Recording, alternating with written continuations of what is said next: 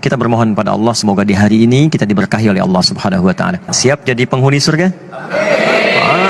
Tidak cukup dengan amin ya. Masuk surga tidak cukup dengan amin, tapi harus disiapkan dengan amal saleh. Karena itu di episode kali ini kita akan belajar tentang satu amalan penghuni surga yang biasa dikerjakan khususnya di waktu-waktu Ramadan. Apakah amalan itu? Kita akan bahas di episode kali ini dan tidak banyak orang mengetahui amalan yang dimaksudkan. Ya, kita akan ambil Quran surah ke-51 ayat 18. Quran surah ke-51 ayat 18 paling kanan pertengahan. Ini nanti korelasinya dimulai dari ayat ke-15-nya ya, sampai bertemu di ayat 18. Kemudian jaminan Allahnya lagi ada di Quran sebelumnya surah ketiga ayat ke-17. Nanti korelasi ayat ini terkait juga dengan ayat 15-nya. Ini sangat menarik sampai ke-16 sampai dengan 17-nya. Ini amalannya dan jaminannya surga yang dijanjikan. Baik, mari kita lihat. Masih ingat di pertemuan yang lalu saya menerangkan tentang satu waktu menjelang kepada fajar. Disebut apa waktunya? Sahar. Ya, waktunya disebut dengan sahar. Amalannya disebut dengan sahur. Jamak dari kata sahar adalah kata ashar.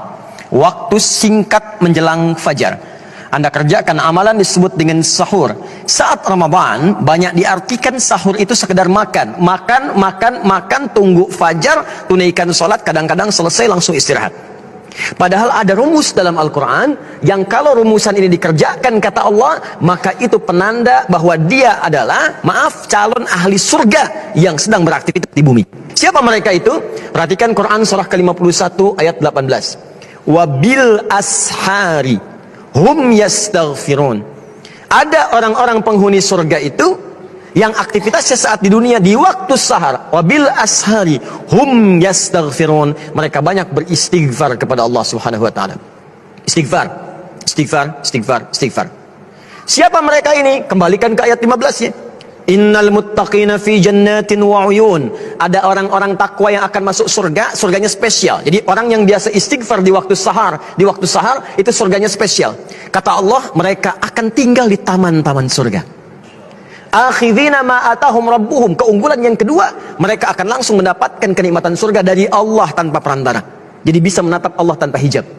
Ya, nanti di hari kiamat saat kembali kepada Allah. Nanti ayat di Quran surah 75 ayat ke-22 sampai dengan 23. Ya, wujuhun yawma idzin nadhirah. Ada orang yang wajahnya berbinar, gembira sekali. Bukan karena masuk surganya. Ya, bukan karena surganya. Ila rabbiha nadhirah, karena bisa menatap Allah langsung tanpa hijab seketika. Siapa di antara mereka itu? Inilah yang saat di dunia punya kebiasaan istighfar di waktu sahar. Nah, jadi saya ingin simpulkan bahwa dalam bahasan ini, yang pertama, teman-teman, kalau sudah masuk waktu sahur, jangan cuma makan, selesai 10 menit, 20 menit, begitu selesai, duduklah Anda di ruang tengah. Datang bersama keluarga. Lalu istighfar kepada Allah Subhanahu wa taala. Astagfirullah. Ya Allah, saya minta ampun ya Allah. Jika Anda bisa kerjakan itu, maka hadisnya hadis qudsi. Diriwayatkan oleh 30 orang sahabat senior jalur pertamanya. Ya, Nabi mengatakan, Allah berfirman, kalau sudah datang akhir-akhir malam itu menjelang fajar, maka Allah kemudian turun ke langit dunia dan menyampaikan kepada hamba-hambanya. Perhatikan kalimatnya. Ya ibadi, siapa yang di antara hambaku, siapa yang minta, aku kabulkan.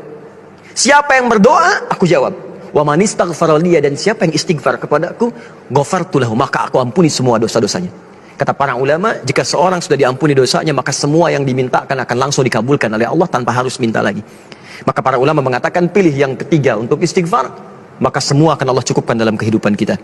Karena itulah orang istighfar disebut lagi di Quran surah ketiga ayat ke-17. Orang-orang penghuni surga dengan 4 golongan lain. As-sabirina, was-sadiqina, wal-qanitina, wal-munfiqina, wal-mustaghfirina bil ashar. Kata Allah, ada 5 golongan yang dapat anugerah di surga dengan dapat keriduan Allah yang paling besar.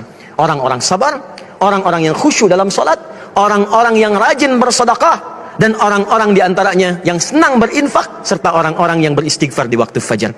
Maka kalau tak mampu Anda sabar, rajinlah sedekah.